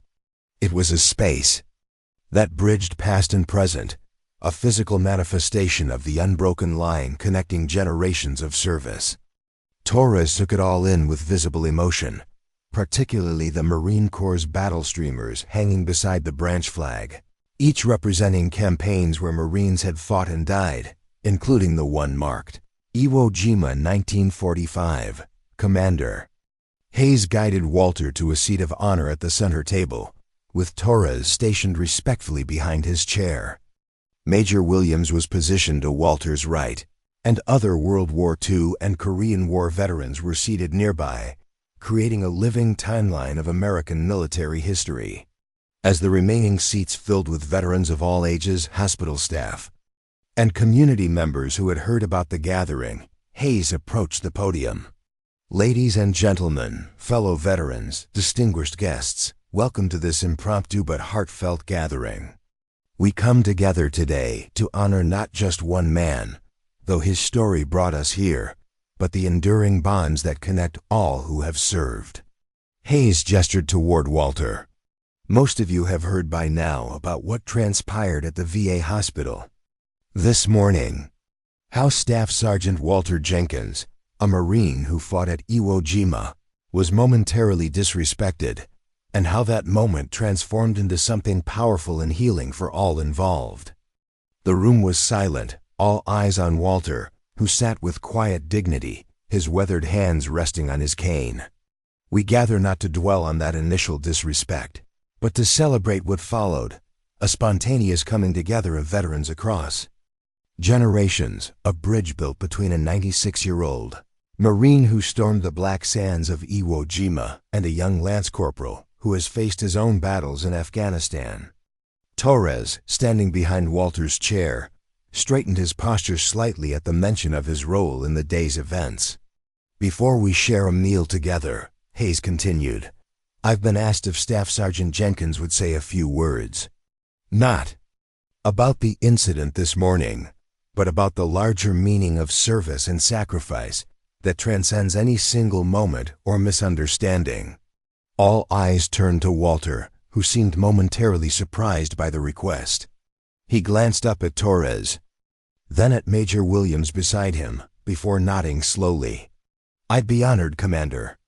As Walter rose from his chair, Torres instinctively moved to assist him, but Walter waved him off with a small smile. Some things a man needed to do on his own, regardless of age or infirmity. The walk to the podium was slow, each step measured and deliberate, the tap of his cane marking a rhythm that seemed to echo the solemnity of the moment. Reaching the podium, Walter carefully positioned himself, setting his cane against the stand and placing his hands on either side to support his weight. He surveyed the room, faces young and old, uniforms from different eras, the shared experience of service reflected in every pair of eyes. "I've never been one for speeches," Walter began, his voice surprisingly strong despite his advanced age. "On Iwo Jima, we didn't have time for many words. Action spoke louder, and often the loudest action was simply standing your ground when everything in you wanted to run." He paused, gathering his thoughts. What happened this morning at the VA, it was a small thing. A misunderstanding between generations. But it became something larger, something meaningful, because people chose to make it so. Chose to bridge gaps rather than widen them. Chose to educate rather than condemn. Walter's gaze found Torres, standing at attention behind the chair he had vacated. That young Marine there, Lance Corporal Torres, he made a mistake this morning, spoke without understanding. But when given the opportunity to learn, to grow, to make amends, he embraced it fully. That's courage of a different kind than what we needed on Iwo Jima, but courage nonetheless. Torres's expression remained professionally neutral, but his eyes reflected the impact of Walter's words. "I've lived a long life," Walter continued. "Seen this country through 14 presidents, watched men walk on the moon, held my great-grandchildren in these arms that once threw grenades and carried wounded comrades. Through it all, one thing has remained constant, the bond between those who have served." He gestured toward the assembled veterans. "Look around this room. Different wars, different eras, different branches of service, but a shared understanding that transcends those differences. We know what civilians cannot, the weight of the oath we took, the burden of the uniform we wore, the price paid by those who never came home." Walter straightened slightly, his posture reflecting the Marine he had been in his youth. That understanding, that bond, is what transformed a moment of disrespect this morning into something healing and meaningful. It's what brought us all here today. It's what will endure long after the last of my generation has joined our comrades on Iwo's black sands. The room was utterly silent, every person present hanging on Walter's words, recognizing they were hearing something precious, the distilled wisdom of a life spanning nearly a century, shaped by experiences most could barely imagine. "I won't be here much longer," Walter acknowledged with the matter-of-fact acceptance of a man who had faced death many times. "None of my generation will. Our voices are growing fewer, our numbers dwindling with each passing day. Soon, Iwo Jima will pass from living memory into history books and documentaries." He paused, his gaze moving across the room to the younger veterans present. "That's why what happened today matters so much. Lance Corporal Torres and his generation, they are now the carriers of our stories, the keepers of our legacy. Not through textbooks or memorials, but through the lived understanding that came from sitting together, talking together, recognizing our shared identity as warriors who have seen both the worst and the best of humanity." Walter's hands tightened slightly on the podium. "On Iwo Jima, we had a saying, uncommon valor was a common virtue. It spoke to how ordinary men found extraordinary courage in the crucible of combat. But there's another kind of uncommon valor that's needed now, the courage to bridge divides, to listen across generations, to honor sacrifices made long ago by ensuring they're not forgotten." He turned slightly, acknowledging Torres with a nod. Lance Corporal Torres showed that courage today. So did every veteran who came to stand with an old man they'd never met, simply because he wore the same eagle, globe, and anchor they did. So did the doctors and nurses and students who recognized that medicine isn't just about treating physical wounds, but understanding the invisible ones carried for decades. Walter straightened to his full height, ignoring the pain in his back, summoning the bearing of the young Marine who had once stormed a distant beach. That's the legacy I want to leave, not just my own story, but the understanding that our stories connect us, teach us, remind us of what matters most: honor, courage, commitment, not just as Marine Corps' values, but as human values that transcend time and place and circumstance. He reached for his cane, signaling that his remarks were concluding. Thank you for this unexpected honor today. But more importantly, thank you for ensuring that what began as a moment of disrespect became, instead, a powerful reminder of the bonds that unite us all. As Walter finished speaking, the room remained silent for a heartbeat, absorbing the weight and wisdom of his words. Then, as one, the assembled veterans rose to their feet. Those who could stand did so. Those in wheelchairs sat straighter and began to applaud. It wasn't the thunderous, demonstrative applause of entertainment venues, but something more profound, measured, respectful, acknowledging not just Walter's words, but the life and service behind them. Torres was the first to step forward, offering his arm to help Walter navigate the short distance back to his seat. This time, Walter accepted the assistance with a nod of thanks, recognizing that there was no weakness in accepting help freely offered, just as there was no shame in needing it. As they made their way slowly back to the table, Commander Hayes returned to the podium, visibly moved by Walter's remarks. Thank you, Staff Sergeant Jenkins. I don't think any of us could add anything to those powerful words. He paused, composing himself. Now let's share a meal together, not as strangers or even as formal guests, but as one extended family bound by service and sacrifice. The formality of the gathering gave way to a more relaxed atmosphere as volunteers from the VFW Ladies Auxiliary began serving a simple but hearty lunch: sandwiches, homemade potato salad, fresh fruit, and slices of apple pie for dessert. Coffee and iced tea flowed freely, and with them, conversations that spanned decades of military experience. Walter found himself at the center of an impromptu storytelling circle, with veterans of different eras asking thoughtful questions about Iwo Jima, about coming home, about finding purpose in civilian life after experiencing the intense crucible of combat. He answered each question with the same thoughtful dignity he had displayed throughout the day, neither glorifying war nor diminishing its impact on those who fought. Torres remained close by, not hovering but attentive, occasionally offering to refill Walter's coffee or ensuring his water glass remained full. The young Marine's transformation was evident not just in these small acts of service, but in how he listened, with genuine interest rather than mere duty, to conversations between veterans of conflicts that had shaped the world long before his birth. At a nearby table, Lieutenant Colonel Ramirez was engaged in earnest conversation with Major Williams and several other elderly veterans, his notebook open as he jotted down ideas for the more formal gathering he had proposed. Dr. Wilson and Dr. Chun sat with a group of medical students, using the opportunity to provide context and insights that would enhance their future work with veteran patients. As the meal progressed, a woman in her 30s approached Walter's table, somewhat hesitant to interrupt the ongoing conversation. Torres noticed her first and alerted Walter with a respectful, "Staff Sergeant, there's someone here to see you." Walter turned to find a young woman with familiar eyes. "Emily Thornton," she introduced herself. "My grandfather was Thomas Ellison. You mentioned him earlier today, your foxhole buddy on Iwo." Walter's expression softened with recognition and old grief. "Tommy from Nebraska. The farm boy."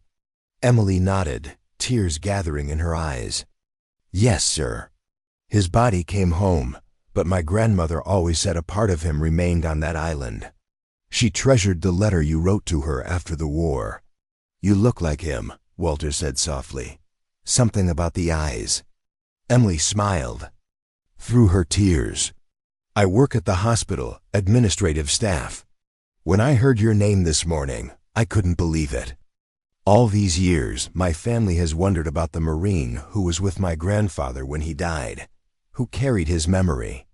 Walter reached out a weathered hand, which Emily took in both of hers. He was a good Marine, your grandfather. Brave. Kind. Talked about his girl and that farm every chance he got. Had the whole future planned out. The farm is still in our family, Emily said. My brother runs it now. We have a photograph of my grandfather in his uniform in the living room. All these years, we've honored his memory without really knowing what happened to him.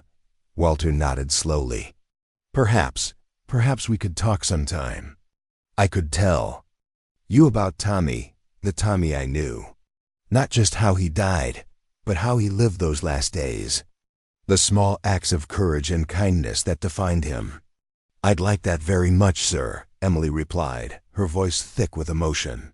My grandmother's gone now, but I know she would have been grateful to finally have those pieces of his story.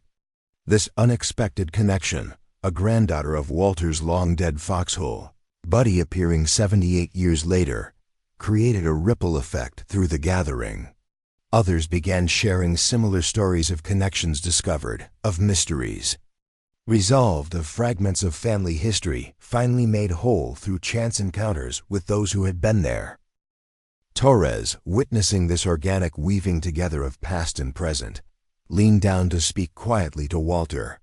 Staff Sergeant, I'm beginning to understand something I never fully grasped before. This isn't just about history or honoring the past. It's about healing, across generations, across time. Walter nodded, pleased by the young Marine's insight. Exactly, son. The wounds of war don't end with those who fought. They echo through families, through communities. Healing those wounds often takes more than one lifetime. As the gathering began to naturally wind down, with elderly veterans growing tired and those with other commitments needing to depart, Commander Hayes approached Walter once more. Staff Sergeant Jenkins, before everyone leaves, there's one more thing we'd like to do today. Walter raised an eyebrow questioningly. Lance Corporal Torres, Hayes continued, turning to the young Marine. Would you assist Staff Sergeant Jenkins? To the center of the room, please. Torres offered his arm, which Walter accepted, and together they moved to the open space Hayes indicated. The remaining attendees gathered in a loose circle around them, an expectant hush falling over the room. From a side door entered a Marine Corps color guard, 4 active-duty Marines in dress blues, carrying the national colors and the Marine Corps flag. They marched with precision to position themselves behind Walter and Torres, their presence adding a formal ceremonial element to what had been a largely impromptu gathering. Commander Hayes stepped forward. When word of today's events reached Marine Corps headquarters in Quantico, it resonated deeply with the current commandant. Though he couldn't be here personally on such short notice, he authorized a special presentation. From behind the color guard stepped a Marine Corps officer, a full colonel, whom Walter didn't recognize. The colonel carried a small wooden box in his white-gloved hands. Staff Sergeant Walter Jenkins, the colonel began formally. I am Colonel James Barrett, representing the Commandant of the Marine Corps. What began as an unfortunate incident today has transformed into a powerful reminder of the unbroken chain that links Marines across generations. Colonel Barrett opened the wooden box to reveal a gleaming medal on a ribbon. By order of the Commandant, I am authorized to present you with the Marine Corps Commendation Medal for your extraordinary contribution to the education and development of today's Marines through your willingness to share your experiences and wisdom. Walter stood straighter, visibly moved by this unexpected honor. Torres, still supporting his elbow, felt the elderly Marine's arm tremble slightly. This medal, Colonel Barrett continued, recognizes not just your service at Iwo Jima, which has already been honored with the decorations you wear, but your service today, your willingness to transform a moment of disrespect into an opportunity for healing and understanding that will resonate far beyond this room. With formal precision, the colonel pinned the medal to Walter's jacket, alongside the Purple Hearts and other decorations from a war fought 78 years earlier. He then stepped back and rendered a perfect salute, which Walter returned despite his advanced age. Furthermore, Colonel Barrett added, lowering his salute, the Commandant has directed that your oral history be recorded in full for inclusion in the Marine Corps' Historical Division archives, ensuring that your experiences and insights will educate and inspire Marines for generations to come. Walter, overwhelmed by this recognition, could only nod his acceptance. Torres, sensing the emotional impact of the moment, maintained his steady support, his own expression reflecting profound respect. Colonel Barrett then turned slightly to address Torres directly. Lance Corporal Torres, the Commandant has also directed me to inform you that your actions today, while beginning with a serious lapse in judgment, have demonstrated the core Marine Corps' values of accountability and growth. Your willingness to learn from your mistake and to embrace the opportunity for deeper understanding reflects credit upon yourself and the Corps. Torres stood at rigid attention, clearly not having expected to be addressed personally. Thank you, sir. The Commandant has further directed, Colonel Barrett continued, that you will serve as Staff Sergeant Jenkins' official escort and aid for the recording of his oral history, and that you will prepare a detailed report on what you have learned from this experience to be shared with your peers as a teaching tool. Aye, sir, Torres responded, his voice steady despite the emotion visible in his eyes. It will be my honor. As the formal presentation concluded, the assembled veterans and guests broke into applause once more, not just for Walter and his new decoration, but for the larger meaning of what they had witnessed, the living connection between a 96-year-old Marine who had stormed the beaches of Iwo Jima and a young Lance Corporal whose initial disrespect had been transformed into profound understanding. The color guard retired the colors with ceremonial precision, and the formality of the moment gave way once more to the warmth of personal connections as people approached to congratulate Walter and to thank him for his words earlier. Through it all, Torres remained at Walter's side, no longer assigned there by his commanding officer's order, but by his own choice, a choice reflecting his newfound understanding of what it truly meant to be part of the unbroken line of Marines stretching back through the decades. As the gathering finally began to disperse, with promises of future meetings and the exchange of contact information, Walter found himself once more seated at a table with Torres beside him, waiting for transportation back to Walter's senior living community. Staff Sergeant, Torres said quietly, I don't know how to properly thank you for today. For your forgiveness, your wisdom, your willingness to teach rather than condemn. Walter studied the young Marine's face, seeing in it echoes of the young men he had known on Iwo Jima, boys really, thrust into circumstances beyond their understanding, finding their way toward manhood through fire and blood, and for the lucky ones, the long healing journey that followed. There's no need for thanks, Lance Corporal, Walter replied. But there is something you can do for me, for all of us who won't be here much longer. Anything, Staff Sergeant. Walter's weathered hand came to rest on Torres's arm.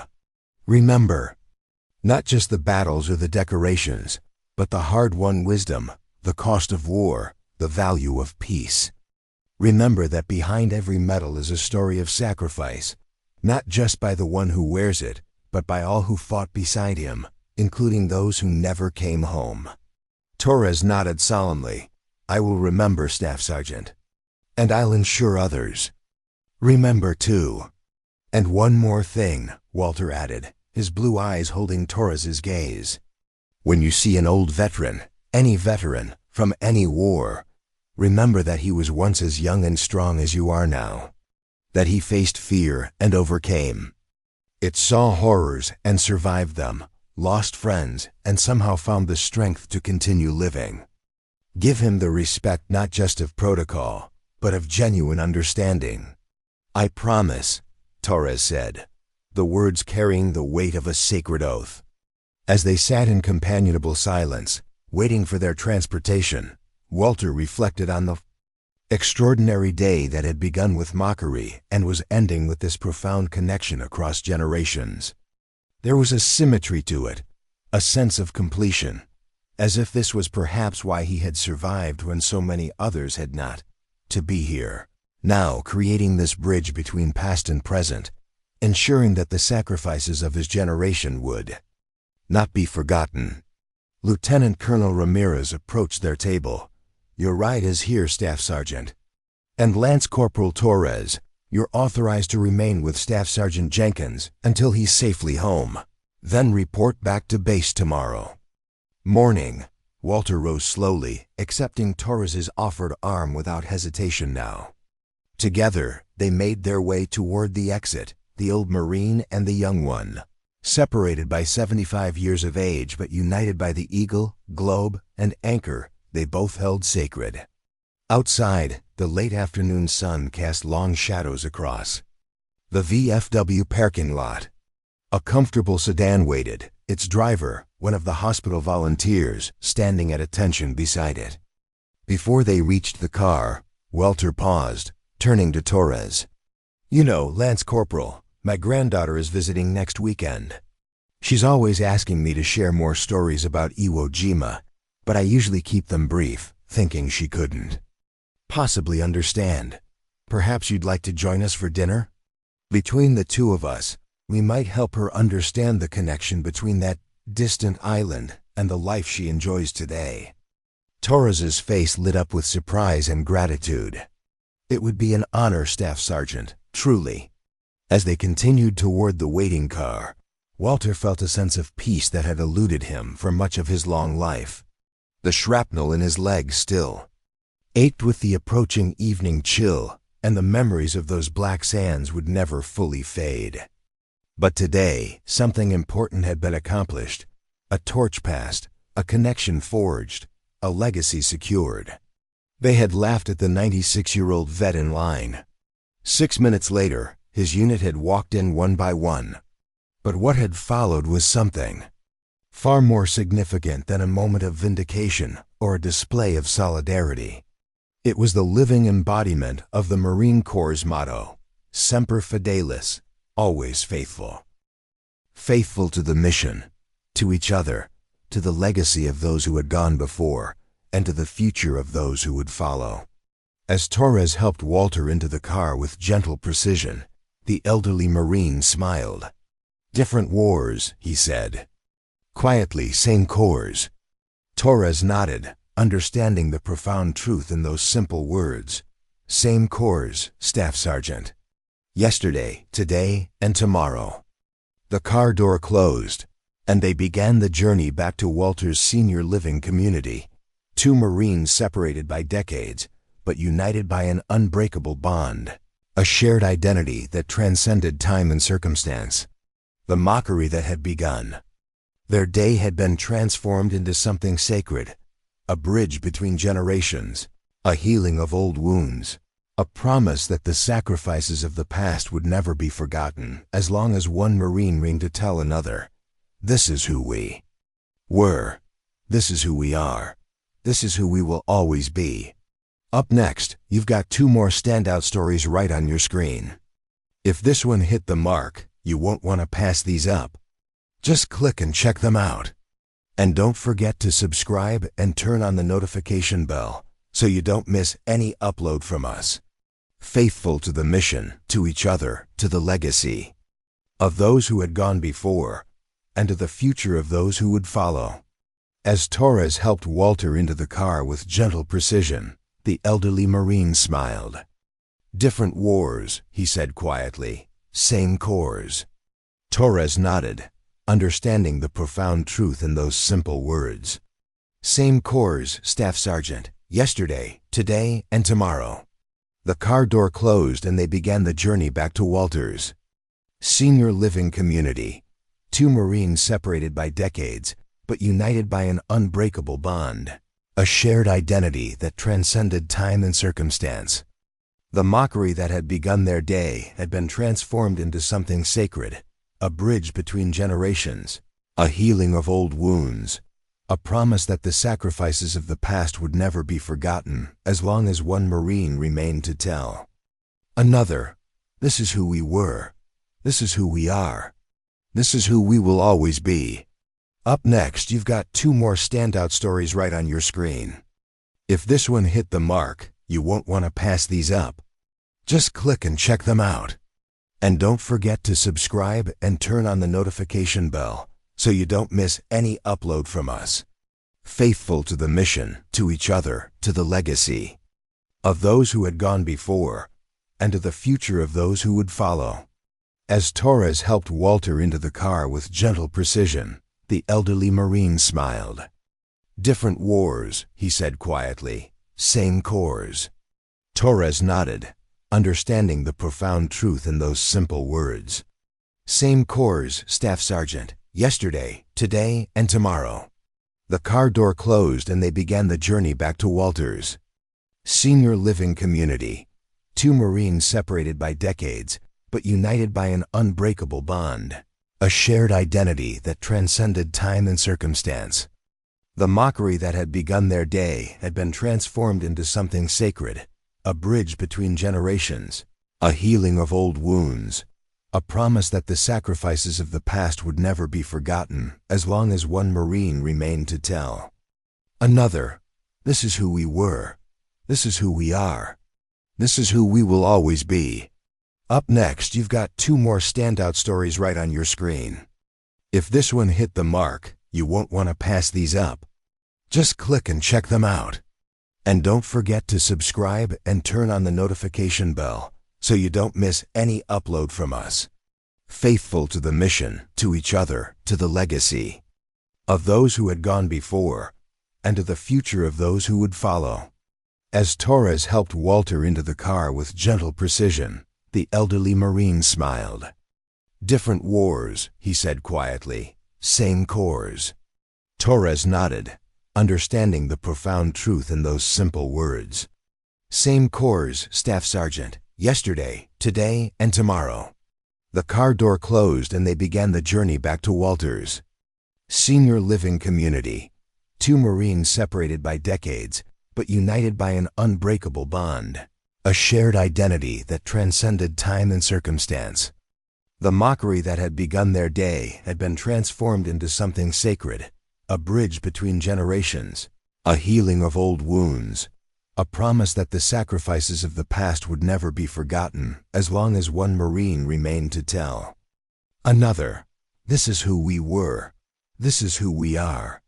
This is who we will always be."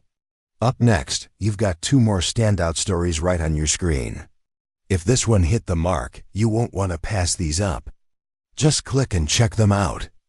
And don't forget to subscribe and turn on the notification bell so you don't miss any upload from us.